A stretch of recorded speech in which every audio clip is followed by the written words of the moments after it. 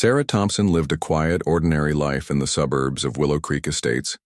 She was a single mother raising two kids, Emma, who was 12, and Jake, who was 9. Life wasn't always easy for Sarah. Between juggling her job at the local insurance company and making sure her kids stayed on track with schoolwork, she rarely had time to relax. But this summer, things were different. For once, everything seemed to fall into place. Her boss approved her request for vacation days, her kids finished the school year without any major drama, and best of all, she managed to save enough money to take the family on their dream trip, a week-long getaway to the beach. The idea of spending 7 days soaking up the sun, building sandcastles with her kids, and enjoying fresh seafood by the ocean filled Sarah with excitement. It was something they desperately needed after months of stress and hard work. As the departure date approached, Sarah meticulously prepared for the trip. She packed swimsuits, sunscreen, snacks for the drive, and even a small first aid kit just in case. Every detail mattered to her because she wanted nothing to go wrong during their much-needed escape. But being the responsible person she was, Sarah also made sure her home would be secure while they were away. She turned off all unnecessary electronics, unplugged appliances, and set the thermostat to conserve energy. To keep potential burglars from suspecting the house was empty, she programmed a few lights to turn on automatically in the evenings, using a smart timer she'd purchased online. She double-checked that every door and window was locked before leaving. And as an extra precaution, she activated her home security system, which included both cameras and motion sensors. Sarah's preparations didn't stop there. Knowing that neighbors often kept an eye out for each other, she stopped by Mr. Peterson's house the day before their trip. Mr. Peterson was a retired man in his late 60s who loved tending to his garden and chatting with anyone who passed by. He had lived next door to Sarah for nearly 5 years and had become somewhat of a grandfather figure to Emma and Jake. Sarah trusted him completely.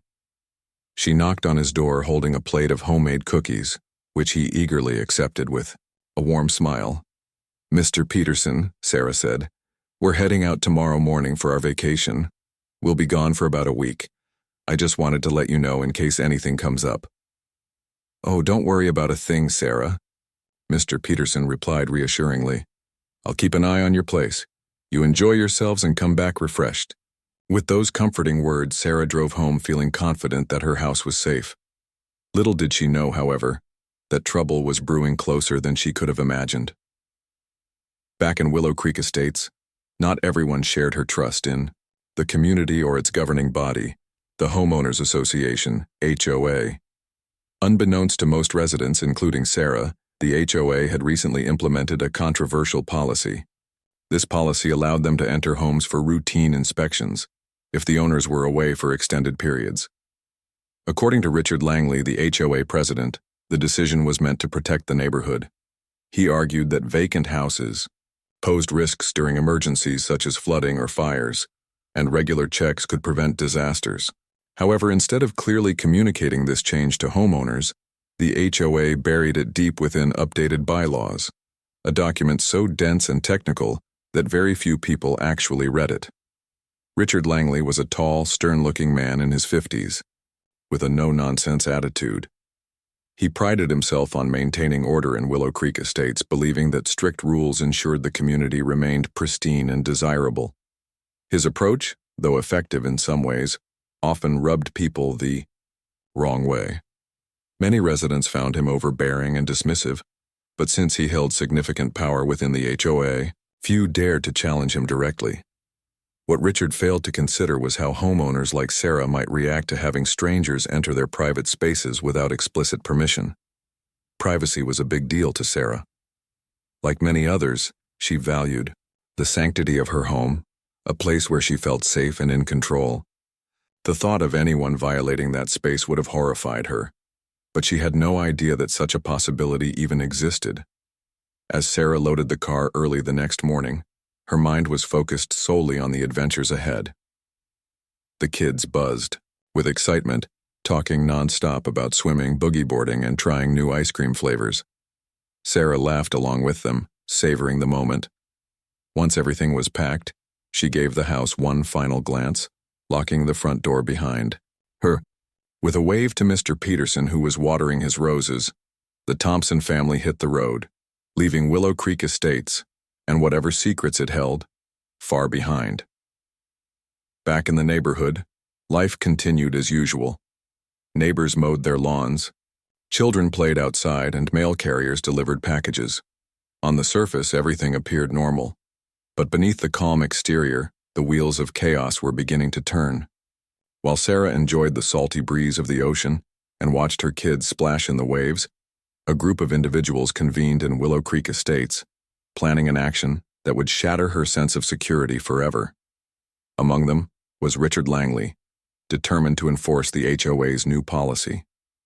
Accompanying him were Linda Harper, the meticulous secretary known for her attention to detail, and Joe Ramirez, a maintenance worker who reluctantly agreed to join the team.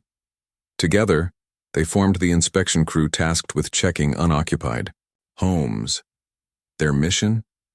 To ensure these properties posed no threat to the community.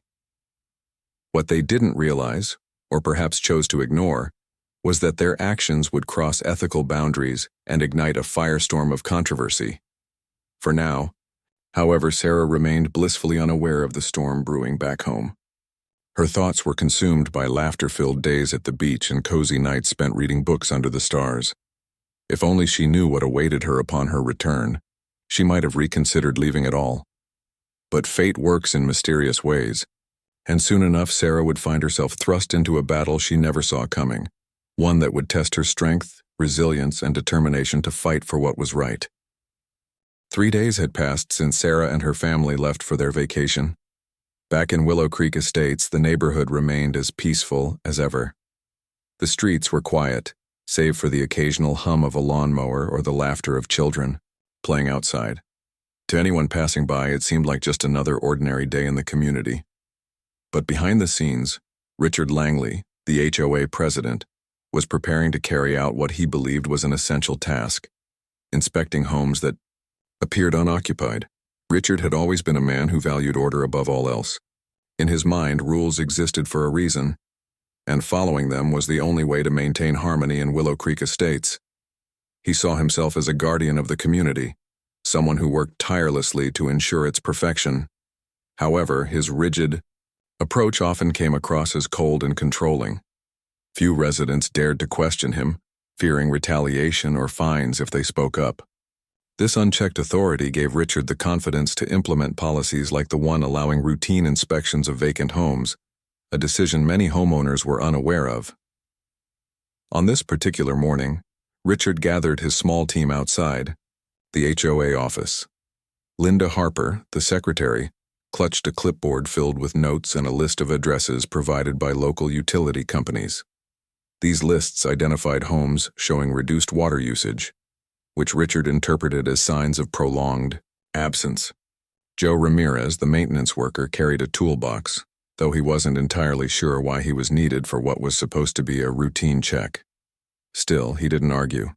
Richard intimidated him too much to do so.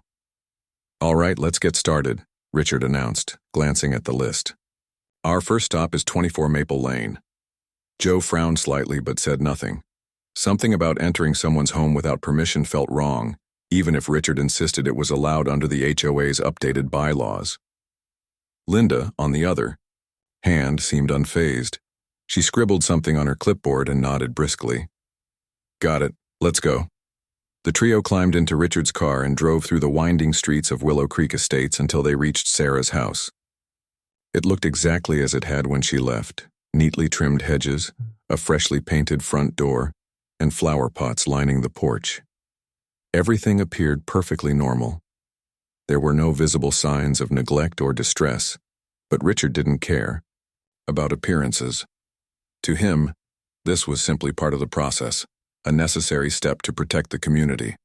They parked along the curb and approached the front door. Richard knocked loudly several times, calling out, "Hello? Anyone home? This is the HOA conducting a routine inspection." His voice echoed through the empty house, but there was no response. After waiting 5 minutes, he turned to Joe and gestured toward the flower pot near the porch railing. "Check there," he instructed, Joe hesitated for a moment before bending down to lift the flower pot. Sure enough, a spare key lay underneath. He held it up, looking uneasy. "Are you sure about this?" he asked, his tone uncertain. "Feels kind of, I don't know, invasive." Richard shot him a sharp look. "It's in the bylaws, Joe. We're within our rights. Now unlock the door." With a sigh, Joe inserted the key into the lock and turned it. The door creaked open, revealing Sarah's meticulously organized entryway. Shoes lined up neatly against the wall, coats hung tidily on hooks, and a faint smell of lavender lingered in the air. Despite the tidy appearance, the silence inside, the house felt eerie, almost accusing. For a brief moment, Joe wondered whether they were making a mistake, but he quickly pushed the thought aside. Arguing with Richard was pointless. Once inside, the group split up to conduct their so-called routine inspection. Richard headed straight for the kitchen, examining the appliances and checking beneath the sink for leaks. Linda wandered into the living room, peeking behind curtains and opening cupboards as if searching for hidden dangers. Meanwhile, Joe stuck close to Richard, feeling increasingly uncomfortable with the situation. None of them mentioned the fact that nothing seemed amiss. No overflowing sinks, no burst pipes, no signs of fire hazards. Everything was exactly as it should be. But as they moved deeper into the house, things took a troubling turn. When Linda entered Sarah's bedroom, she froze. On the desk sat a stack of personal documents, bank statements, medical records, and handwritten notes. Curiosity got the better of her, and she began rifling through the papers, snapping photos with her phone. Each click of the camera felt intrusive, yet she couldn't stop herself. To her, these documents represented secrets worth uncovering, and the thrill of discovering them outweighed any sense of guilt. "What are you doing?" Richard demanded sharply, appearing in the doorway. He had heard the sound of the camera, and immediately suspected foul play. Linda flinched, caught red-handed. "Just documenting potential issues," she stammered, trying to justify her actions. "You know, for the report." Richard scowled but didn't intervene directly. Instead, he muttered, "Be careful. We don't need unnecessary trouble." Though his words sounded like a reprimand, his lack of action spoke volumes. Deep down, he knew what they were doing was questionable, but he convinced himself it was justified. After all, the HOA's mission was to safeguard the community, right? As the inspection continued, the trio grew bolder. They opened closets, inspected drawers, and even checked the garage. By the time they finished, they had not only invaded Sarah's privacy, but also collected evidence of their misconduct. Photos of private documents, videos of them moving freely through her home, all stored on Linda's phone. What started as a supposedly routine task had spiraled into something far more sinister. When they finally left the house, locking the door behind them and returning the spare key to its hiding spot, none of them spoke about what they had done. The weight of their actions hung heavily in the air, unacknowledged yet undeniable. Joe walked back to the car in silence, his hands shoved deep into his pockets. He couldn't shake the feeling that they had crossed a line, but voicing his concerns would only invite ridicule from Richard. Linda, on the other hand, seemed oddly pleased with herself, scrolling through the photos on her phone with a satisfied smirk. And Richard? He remained stoic, convinced that he was acting in the best interest of Willow Creek Estates. Little did they know, their actions would have far-reaching consequences. While Sarah enjoyed the final days of her vacation, blissfully unaware of the intrusion, the stage was set for a confrontation that would change her life, and the dynamics of the entire neighborhood forever. Unbeknownst to the HOA team, Sarah's security cameras had captured every moment of their visit, recording proof of their unauthorized entry. Those recordings would soon become the key to unraveling the truth and holding the HOA accountable for their egregious behavior. For now, however, the trio returned to the HOA office, filing away their findings as though nothing unusual had occurred. They believed they had acted within the boundaries of the law, shielded by the vague language of the updated bylaws. But as history has shown time and again, actions taken in secrecy rarely remain hidden forever. Somewhere in the quiet corners of Willow Creek Estates, the seeds of justice were beginning to sprout. waiting for the right moment to bloom. Sarah's vacation ended on a high note. The beach trip had been everything she'd hoped for and more. Her kids were tanned, happy, and full of stories about their adventures, building sandcastles, chasing seagulls, and devouring ice cream cones until their fingers were sticky. As they packed up the car to head home, Sarah felt a deep sense of satisfaction. For the first time in months, she felt truly relaxed, but that feeling didn't last long. When Sarah pulled into her driveway, late Sunday evening, something felt off. At first, she couldn't quite put her finger on it. The house looked the same as when she'd left, neat, orderly, and welcoming. Yet, as she unlocked the door and stepped inside, an unsettling sensation crept over her. It wasn't loud or obvious, but subtle details caught her attention. A chair in the living room was slightly askew, its position not quite matching how she'd left it. Shoes in the closet seemed rearranged, as if someone had moved them and then hastily tried to return them to their original spots. On her desk, in the study, papers lay shuffled around, though she distinctly remembered leaving them stacked neatly before the trip. At first, Sarah brushed it off. Maybe the kids had played inside while she was packing, or perhaps Mr. Peterson had come in to check something. She even considered the possibility that she was imagining things after being away for so long. Still, the nagging feeling refused to go away. Something about the atmosphere of her home felt violated, like an invisible boundary had been crossed. Determined to get answers, Sarah decided to review the footage from her security cameras. She had installed the system years ago after hearing about break-ins in neighboring communities. Back then, she thought it was just a precaution, a way to feel safer without ever expecting to actually need it. Now she was grateful for her foresight, as she sat down at her computer and began scrolling through the recordings. Her heart sank. There, clear as day, was video evidence of 3 people entering her home while she was away.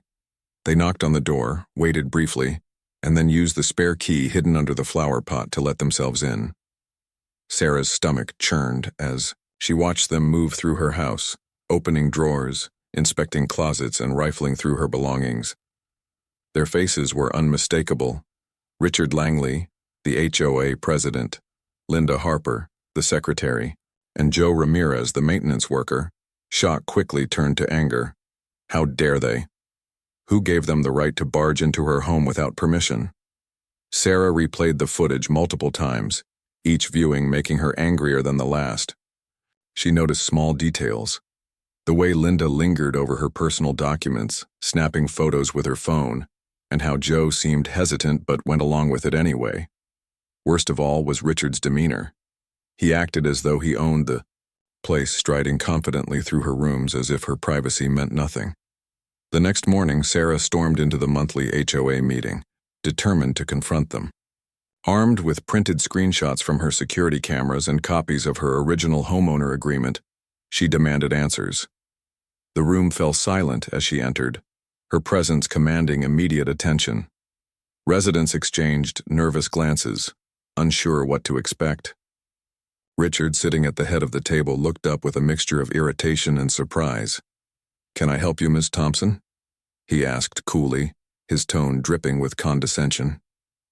"You can start by explaining why you trespassed on my property," Sarah shot back, slamming the photos onto the table. "Care to tell me what this is about?" The room erupted into murmurs as other homeowners leaned forward to examine the images. Some gasped audibly, while others whispered among themselves. Richard's face reddened, but he remained composed, or at least tried to. He cleared his throat and replied, "We were conducting a routine inspection as outlined in the updated bylaws. It's standard procedure for vacant homes." "Routine inspection?" Sarah exclaimed, incredulous. "You call breaking into someone's house routine? Did you even bother to notify me beforehand, or did you think I wouldn't find out?" Richard shifted uncomfortably in his seat. "The policy was communicated to all residents," he said defensively. "It's your responsibility to stay informed." "That's nonsense," Sarah retorted. "I never received any notice about this so-called policy.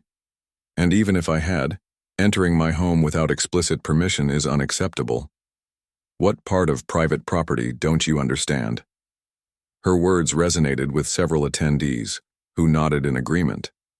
Others, however, remained silent, either intimidated by Richard's authority or unsure where to stand. One woman raised her hand timidly and asked, "Is this true, Richard? Are we allowing the HOA to enter our homes whenever they want?" Before Richard could respond, another homeowner chimed in. "This is outrageous. My family has lived here for years and I've never heard of such a thing. Who approved this policy?" The meeting descended into chaos as voices rose and accusations flew. Richard tried to regain control, insisting that the inspections were necessary to prevent emergencies and protect property values, but his arguments fell flat. Many residents sided with Sarah, expressing outrage over the lack of transparency and respect for individual rights. Even those who initially supported Richard began to waver, sensing the growing tide of dissent. Linda and Joe, seated quietly at the back of the room, avoided eye contact. Both looked visibly uncomfortable, especially as Sarah turned her attention to them. "And you two," she said, pointing at them. "Did you really think it was okay to snoop through my things, to take photos of private documents? Do you have any idea how invasive that is?" Joe hung his head, shamefaced, while Linda fidgeted nervously. Neither offered a defense, knowing they had no justification for their actions. The weight of their guilt was evident, further fueling the community's anger. As the meeting dragged on, Sarah realized that confronting the HOA directly wouldn't be enough. She needed to take legal action. That night, she reached out to Mark Reynolds, a local attorney known for handling contentious HOA disputes. After reviewing the evidence, Mark agreed to take on her case, promising to hold the HOA accountable for their misconduct. Word of the incident spread quickly throughout Willow Creek Estates. Neighbors who had once dismissed the HOA's policies as minor inconveniences now saw them in a different light. Social media posts and group chats buzzed with discussions about the lawsuit, drawing widespread support for Sarah. Anonymous notes of encouragement appeared on her doorstep, thanking her for standing up to the HOA. But not everyone was pleased. Some residents, loyal to Richard or fearful of rocking the boat, criticized Sarah for causing trouble. Others accused her of exaggerating the situation, claiming she should have read the fine print in the bylaws. These criticisms only strengthened Sarah's resolve. She knew she was fighting not just for herself, but for every homeowner who deserved to feel safe and respected in their own space. Meanwhile, tensions between Sarah and the HOA escalated. Threatening messages began appearing on her car windshield and in her mailbox, warning her to drop the lawsuit. The notes were unsigned, written in block letters to disguise the sender's identity. Despite the intimidation tactics, Sarah refused to back down. If anything, the threats made her more determined to expose the truth and bring justice to Willow Creek Estates. As the days passed, Sarah became a symbol of resistance against overreach and abuse of power. Her courage inspired others to speak out about their own grievances with the HOA. Slowly but surely, the community began to unite behind her cause, setting the stage for a legal battle that would shake the foundations of Willow Creek Estates, and perhaps change it forever. The lawsuit against the Willow Creek Estates Homeowners Association, HOA, quickly became the talk of the town. Sarah Thompson's decision to take legal action sent shockwaves through the community, dividing residents into two camps: those who supported her fight for justice and those who sided with the HOA, believing the inspections were necessary to maintain order. For Sarah, this was more than just a personal battle. It was about standing up for what was right and ensuring that no one else had to endure the same violation of privacy she experienced. Mark Reynolds, Sarah's attorney, wasted no time filing the lawsuit. The complaint accused the HOA of trespassing, invasion of privacy, and breach of fiduciary duty. Mark argued that the HOA's actions were not only unethical, but also illegal, as they violated fundamental property rights protected by law. "This isn't about a simple misunderstanding," he stated during an interview with a local news outlet. "It's about accountability. No institution, including an HOA, should be allowed to act above the law." As the case gained traction, Media outlets picked up the story, turning it into a hot topic of discussion across the region. Reporters flocked to Willow Creek Estates, eager to capture interviews with Sarah, Richard Langley, and other key players. Neighbors gathered on sidewalks, whispering about the latest developments. Some expressed admiration for Sarah's bravery, while others criticized her for stirring up trouble. Regardless of where people stood, one thing was clear. The quiet suburb of Willow Creek Estates had become the epicenter of a heated controversy. The discovery phase of the lawsuit revealed damning details about the HOA's conduct. During depositions, Linda Harper admitted under oath that she had taken photos of Sarah's private documents and shared them with Richard Langley.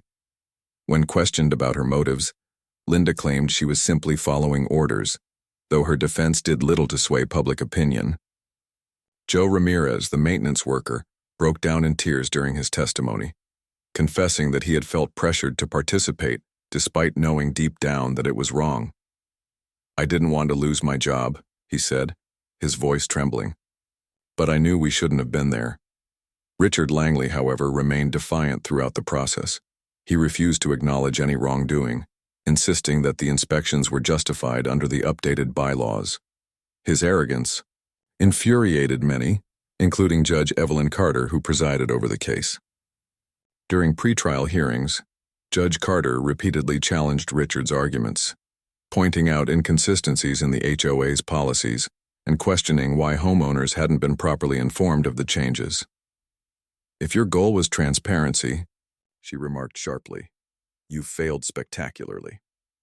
Despite mounting evidence against them, the HOA dug in its heels, refusing to settle. Richard believed that backing down would set a dangerous precedent, weakening the organization's authority. Behind closed doors, tensions within the HOA board reached a boiling point. Several members privately urged Richard to negotiate with Sarah, fearing the financial and reputational damage the lawsuit could cause. But Richard dismissed their concerns, convinced he was acting in the community's best interest. "We're doing what needs to be done," he told them. "If people don't like it, that's their problem." Sarah, meanwhile, found herself at the center of a whirlwind. The stress of the lawsuit weighed heavily on her, but she refused to let it break her spirit. Friends and neighbors rallied around her, offering words of encouragement and practical support. Mr. Peterson, her trusted neighbor, even organized a community fundraiser to help cover legal expenses. "Sarah's fighting for all of us," he declared at the event. "If we stand together, we can make sure this never happens again." Public sentiment continued to shift in Sarah's favor as more details emerged. Social media played a significant role in amplifying her message, with hashtags like "Justice for Sarah" trending locally. People from neighboring communities chimed in, sharing their own stories of conflicts with HOAs. Many praised Sarah for having the courage to challenge an institution that often operated with impunity. Others expressed outrage over the lack of oversight governing HOAs, calling for stricter regulations to protect homeowners' rights. Amidst the growing momentum, anonymous threats against Sarah escalated.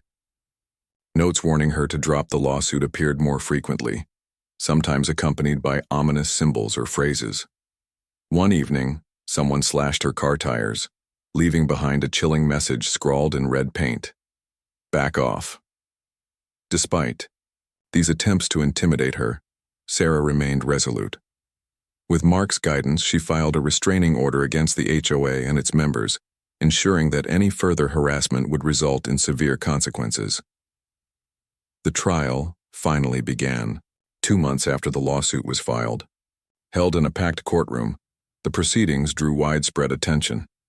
Spectators filled every seat, eager to witness the outcome of a case that had captivated the community.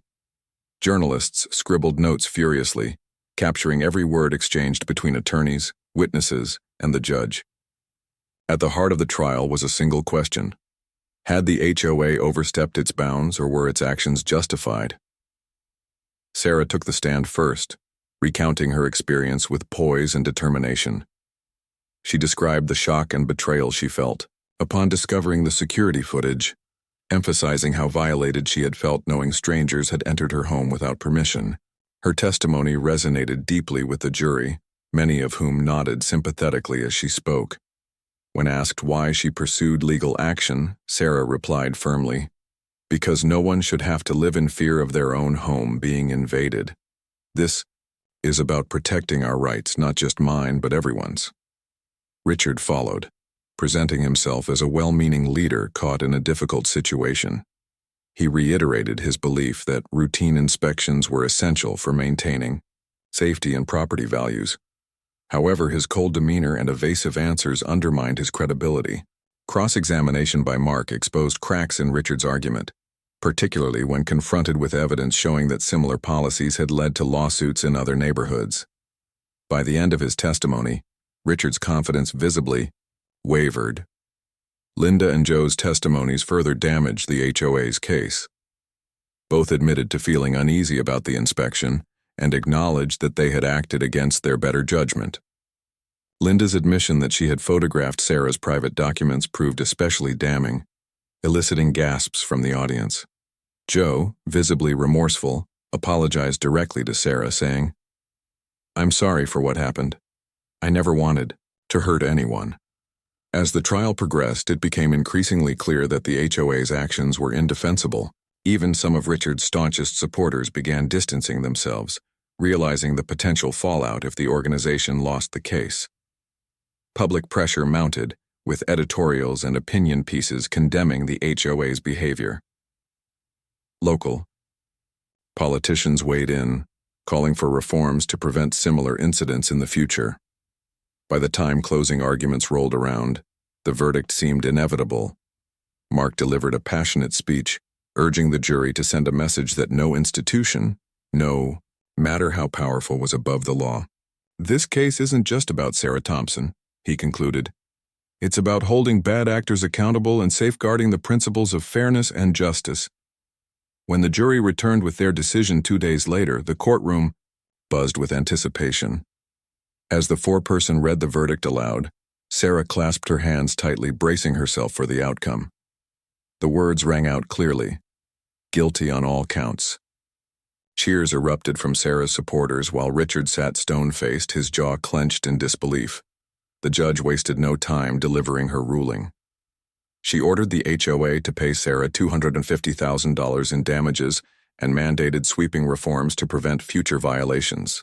Additionally, she issued a stern rebuke to Richard and his team, stating, "Your actions have shattered trust within this community. It is imperative that you learn from this experience and prioritize transparency moving forward." But the consequences didn't stop there. Following the trial, Richard, Linda, and Joe were arrested and charged with criminal trespassing and misuse of confidential information. Their arrests made headlines, sparking debates about accountability and ethics in leadership. For Sarah, the victory was bittersweet. While she was relieved to see justice served, she couldn't help but reflect on the toll the ordeal had taken on her family and the community. Though the legal battle was over, its impact lingered. Sarah emerged stronger and more determined than ever, vowing to use her experience to help others facing similar challenges. Little did she know, her journey was far from finished, and the ripple effects of her courage would continue to inspire change long after the dust settled. With the trial over and justice served, Sarah Thompson found herself at a crossroads. The lawsuit had drained her emotionally, physically, and financially, but it had also given her something unexpected: a renewed sense of purpose.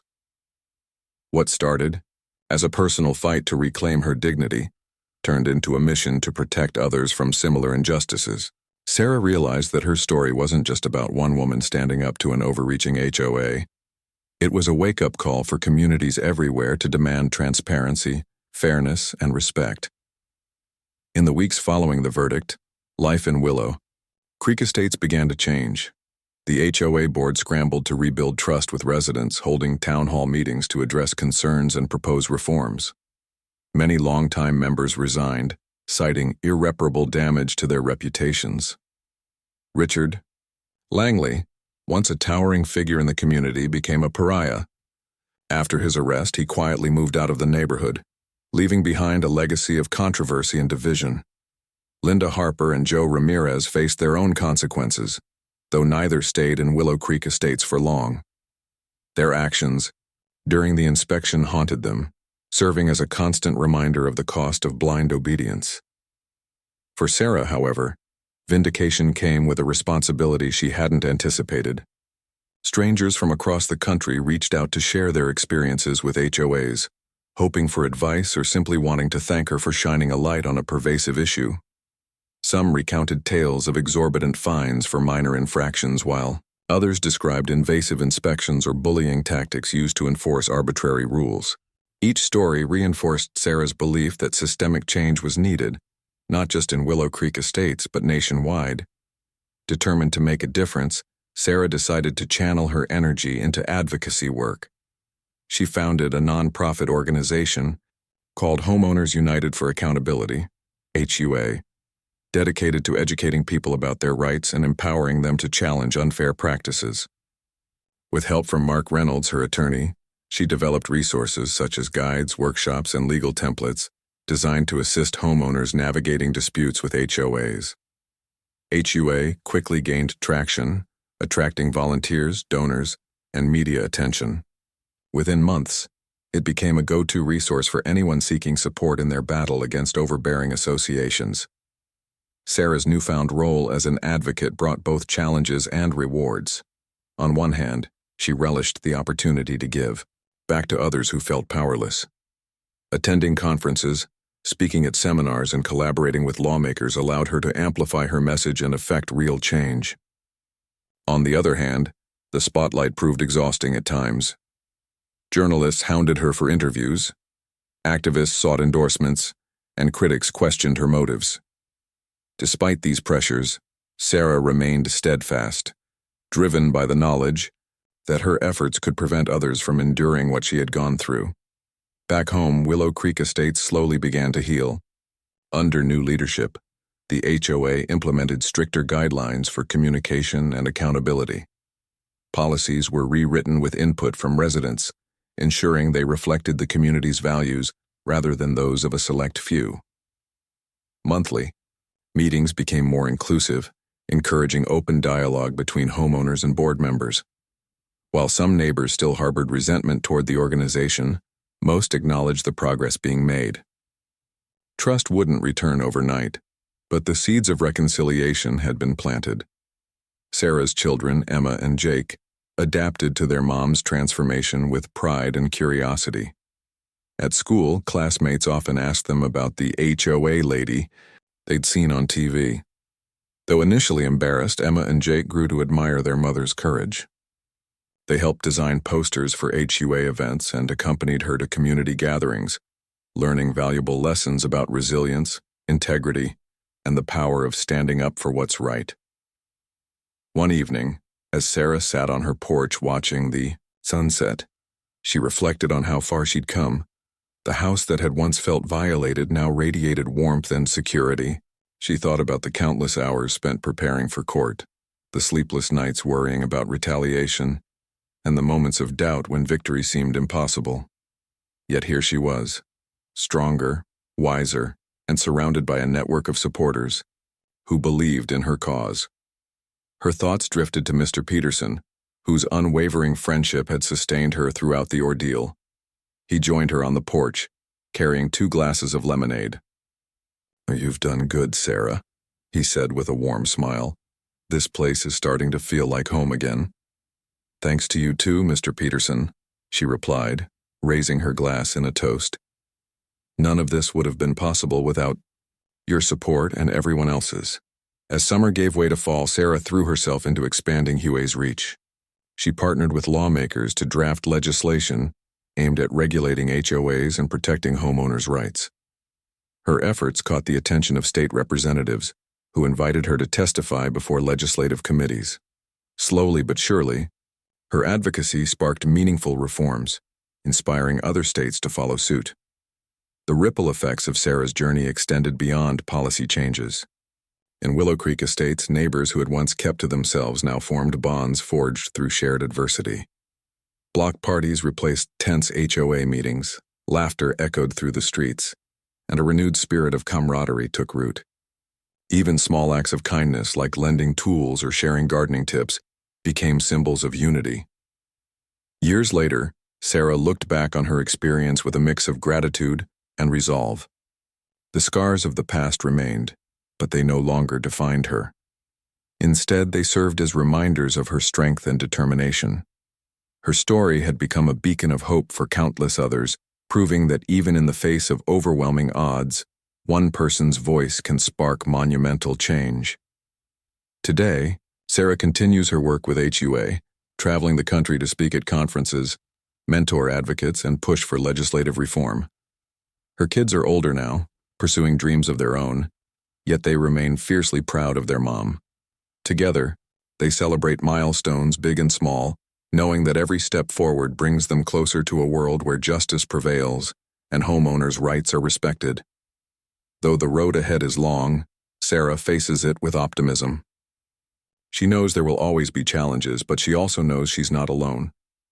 Behind her stands a growing army of supporters united by a common goal: to ensure that no one else has to endure what she did.